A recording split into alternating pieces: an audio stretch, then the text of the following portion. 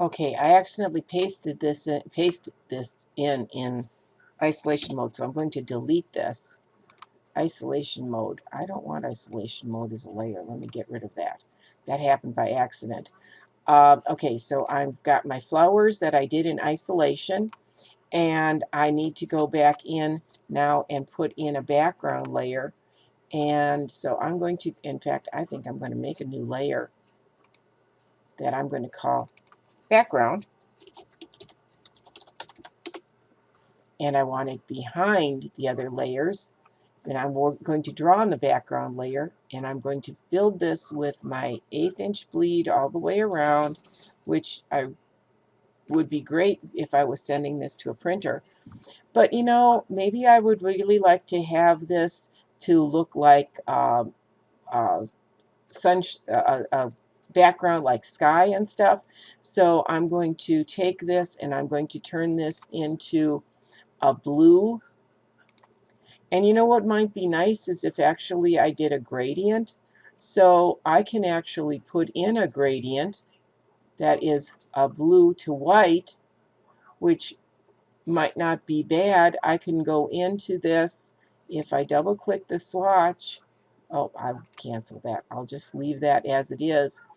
I'm going to take my gradient tool and I'm going to run this from top to bottom. And that's all I need to do to change the direction of that. That's pretty nice.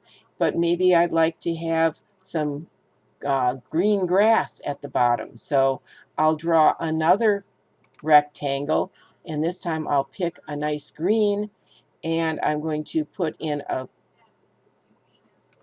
green. That's my grass. And remember, now my flowers are still above. So there's my graphics, and I've got my grass down below.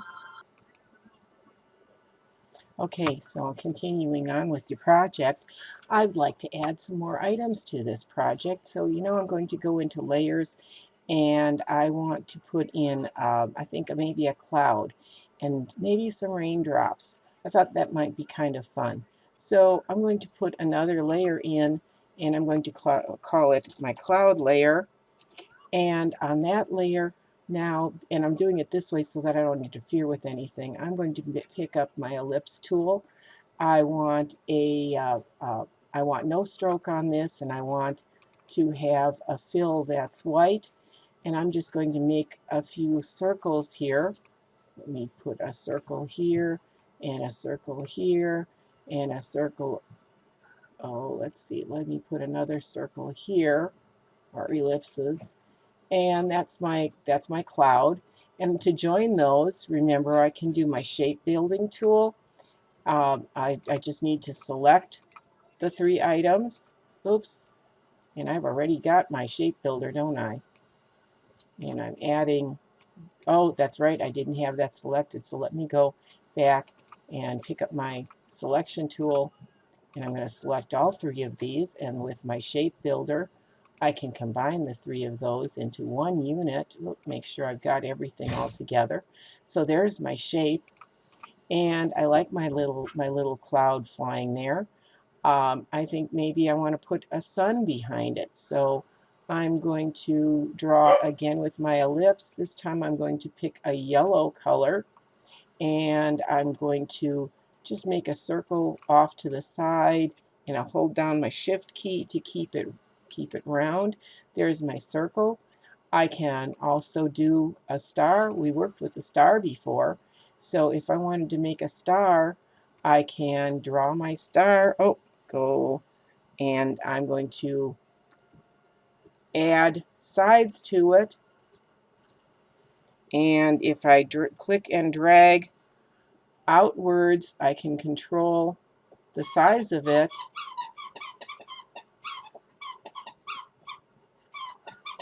Because I want some rays that are coming out, and I'm going to take this item, and I'm going to shift click this item and click this item again so that I can make that my priority and align to selection.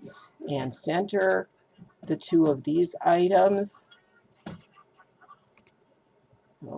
That way. There we go. And oh, I guess I'm going to need to make a little bit of a change to the rays here because they're not coming out quite as much as I want. So if I drag from the center, or drag out, holding down, there we go. If I hold my Alt button, it's going to drag out from the center, and I can get some extra rays going in there. And again, I can select both of these items. Oh no, I think I'm going to leave them separate.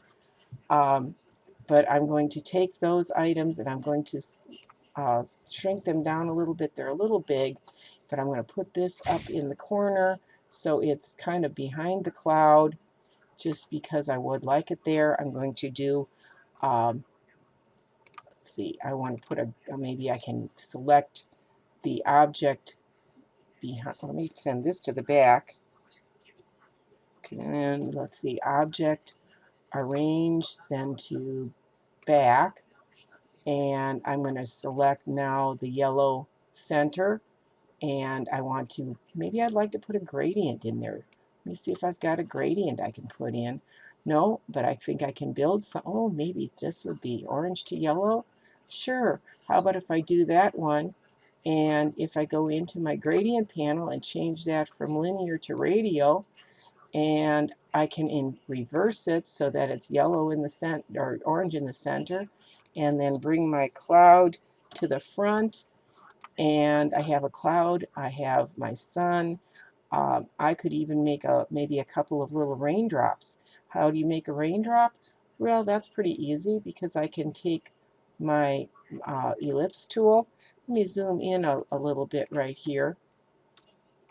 And I'm still on that same layer. I'm going to make a circle and hold down my shift key to keep it straight, keep it even.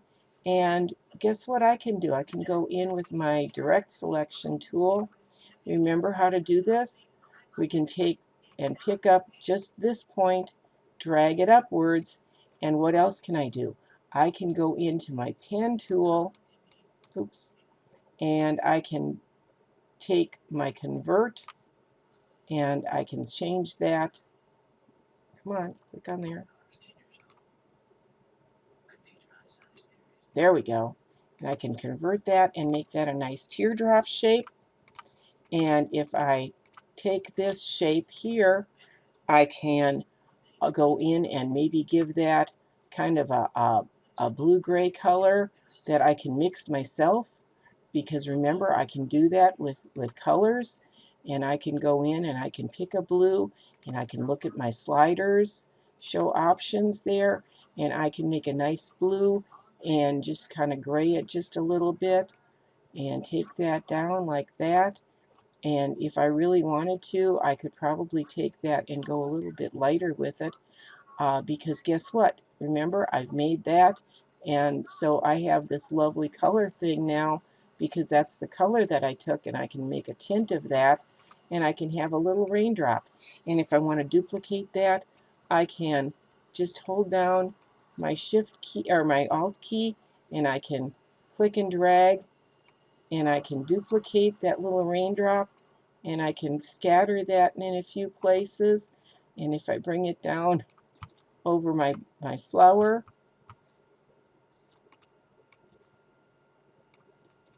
and I've got a little raindrop with and a cloud. And now I'm looking at my the back side of my image or my bookmark, and maybe I'd like to select those flowers. Well, I only want one flower, so I'm going to go to my group select tool, click twice, and I'm going to control copy this, and I'm going to go to my selection tool and I'm going to paste that flower. And because I pasted it separately, it's not part of my my group like I did when I was in isolation mode. So I can actually paste that separately. I can change the position of my I didn't mean to duplicate that. I just was going to drag that up. I can change the position of my text. And you know what? To make sure that it's centered, I can go to Align to Artboard and I can center that. And there it is centered. I maybe want to change this so that I don't have a hyphen. So I'll put a soft return in there. Reading is to the mind. What exercise? Put in some soft returns so my text looks better and is framed better. And guess what? I think I'm pretty much done.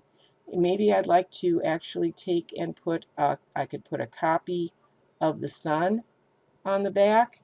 So I can do Control Copy and I can do a Control Paste, and I'll bring this up and put this, and maybe I'll make it a little bit smaller. I just need to make sure that it's not overlapping the other artboard, and I'm done. And this has taken me about 30 minutes plus whatever time for going and looking for my artwork. You guys can do this. I'm positive you can. Now, so I'm going to close this. The next one, the next video is going to show you. Remember, you're going to go to File. You're going to Save. You're going to save this as. Let me put this into my proper folder that I keep for my homework, and I need to find that. It's on my desktop, and it's in my Illustrator book, and I'm going to call this Project 1 with my initials, and then OK, and then I'm going to go to File, and I'm going to Save As, and I'm going to save this as the PDF. That this is what I'm going to turn, what I would be turning in. OK, and the next thing I'm going to show you then is, and see, it comes up just nicely the way it should. And the next thing that I'm going to show you is how to save this as JPEGs. And what you're going to do is we're going to go to File, and we're going to save. We're going to export, and we're going to export this as a JPEG, and we're going to use the artboards and export all of them. We're going to export, and we want maybe we can do a smaller file about a size 4. We're going to say OK to that. And it's going to take just a couple minutes for that to export. But once it does, you're going to turn that file into discussions so that everybody can look at it. And I'll show you how to do that in a minute. Now, where this should have exported this to, if I go into my File Explorer, that should have placed that, yes it did, project. And I should have, well, then I'll have to figure, I bet it's not done saving. I'll get back with you in a minute.